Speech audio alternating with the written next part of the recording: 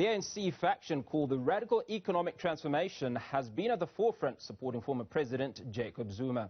The group has gone on a quest to free Jacob Zuma from prison and has driven a number of demonstrations and calls for his release. The chaos has triggered old wounds in the KwaZulu-Natal region, specifically where more than 25 people believed to have been brutally murdered in Phoenix by vigilantes in predominantly white and Indian communities. While some analysts argue that President Cyril Ramaphosa is downplaying the actual cause of the unrest and was instead delivering statements that were divisive. For more perspective on this, we speak to political analyst Jackie Shandu. Jackie, very good morning. Thank you for speaking to us. The Thabo Mbeki Foundation said yesterday that this is not really about food issues, that there is an underlying current. Do you agree? No, 100%. South Africa is a broken society, and 1994 was a moment to fix it. But instead, we decided to sweep a lot of issues under the carpet and convince ourselves and the rest of the world that indeed we had dealt with issues that had been left undealt with. Many of those issues dating back to that unfortunate date of 1652, and that project of colonialism, which obviously included invasion, dispossession, exploitation, and marginalization. But not just that, the massive propaganda machine to teach and indoctrinate white and Indian society with racism, but also in the African community as well. So these are the things that, unfortunately, we have chosen not to deal with, which should have been dealt with, especially through re-education of all of society. It has not happened in South Africa. Instead, we have done ourselves a lot of disservice. So these things keep cropping back up and showing that they were never addressed, they were never healed. There are too many wounds that from time to time do reopen. And I think the Phoenix massacre in particular is one important lesson that we should be taking, late as it is now, because we are almost 3 decades into the new dispensation. We shouldn't even be talking about New South Africa. We should have entrenched the culture of non-racialism, the culture of an egalitarian, a just society. But it has not happened. Most of the colonial and apartheid inequities have actually become far more worse under the democratic dispensation. I'm glad you raised that issue, Jackie. You had talked about re-education. My question to you would be, will any amount of re-education work when people are as hungry as they are? I mean, we talk about young people and unemployment, which is in the 70 percentages. You know, that is way too high to expect re-education on its own to be enough to quell the mood, so to speak. No, absolutely. Re-education is one of the components of the entirety of the process that must unfold, that must be applied in South Africa, so that we do create a new and just society. So education is just one of those elements. But of course, social justice, the overhaul of the economic structure, which by design and operation is exclusionary and is racist and is viciously, disproportionately anti-African in nature. If you look at where Africans reside, far away from centers of economic activities, you know, the perpetuation of apartheid social, rather spatial planning.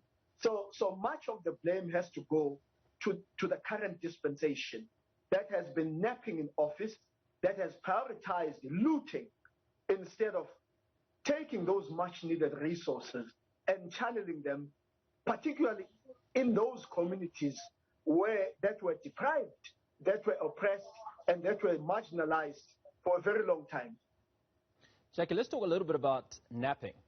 Now, a few months ago, when COVID was upon us at the first instance, we noticed that police were out in Cape Town on the shores, arresting individuals that dared to break curfews. Individuals at Gauteng in malls, again, without wearing masks, were apprehended by the police. But just a week ago, thousands of individuals looted and the police were nowhere in sight. Has somebody been napping on the job? No, absolutely. Absolutely. There are rumors even going around that, there was an internal sabotage, in particular within the security cluster in government. It was just the sluggish behavior of the police. And there were instances on live television where we saw policemen just basically looking the other way, turning a blind eye on the massive criminality that was going on, which is interesting and ironic in a sense that the massive looting ritually done by politicians constantly and consistently, we see more or less the same attitude from the police, from the judicial system. There is hardly any accountability. So there is a perspective now which I find quite curious and interesting that says, well, police basically gave the same energy that they normally do to instances of massive corruption that often involves politicians, including the highest office in the land, the presidency, and in the cabinet. So who are they to turn around and insist that police should indeed arrest looters? What of the 500 billion rand that has been looted in a matter of months and no one has gone to jail? What of all the revelations that have been coming out of the Zondo Commission? And we are yet to see arrests so many years later, running into billions of rands coming directly from taxpayers, but there is no value for it in terms of successful prosecution, conviction, and sentencing of those that are implicated from all those processes. So perhaps this is also an opportunity for South Africa to really relook into our system in terms of, in particular, the criminal justice system. Maybe we are dealing with a criminal justice system that is just not commensurate with the kind of society that we live in.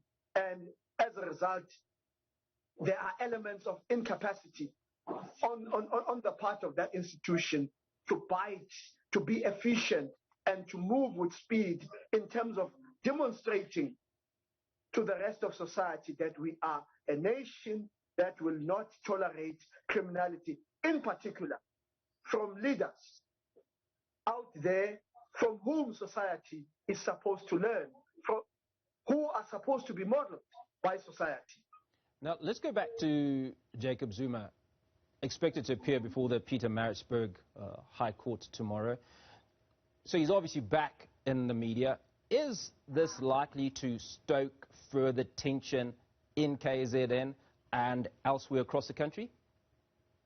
Absolutely. I'm in Durban, I'm in KZN. All manner of rumors going around. Apparently phase 2 of the mayhem and the chaos that we witnessed last week. Obviously KZN is a home base for the former president. So it's not surprising that this is where the bulk of the activity would be in terms of his supporters expressing how unhappy they are with what they see as him being basically persecuted by his political opponents. I'll tell you that my opinion is that the Concord in particular has not done us any favors. I think that this matter is one matter that could have been resolved rather rapidly if Deputy Chief Justice Zondo had simply recused himself and allowed former President Jacob Zuma to come and testify in the commission, because the commission is not... Sorry, just to come in there, but the the former president did have an opportunity when Chief Justice Mogoeng literally asked him to give himself a sentence, which potentially could have been a slap on the wrist. Does it not go two ways?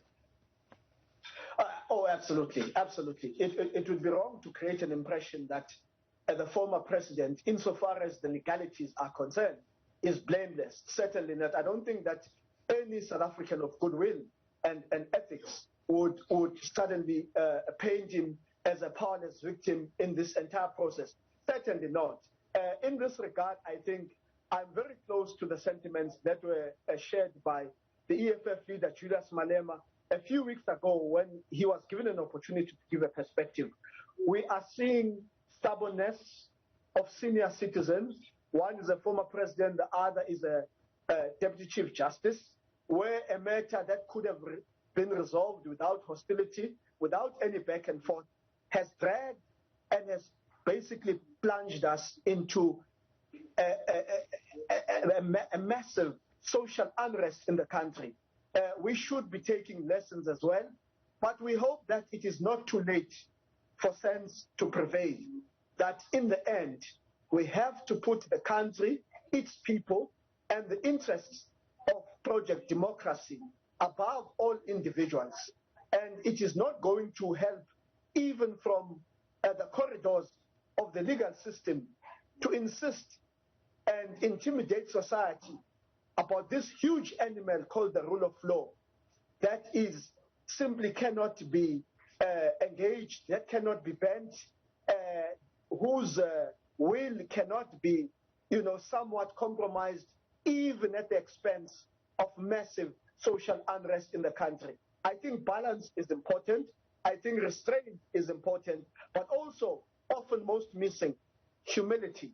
I think we can see that most of our leaders across institutions, there is a failure to subordinate personal egos to the interests of the country and the will of the people. Jackie Shandu, political analyst, certainly appreciate your time this morning. Jackie Shandu giving us his analysis on the last week and all that's transpired.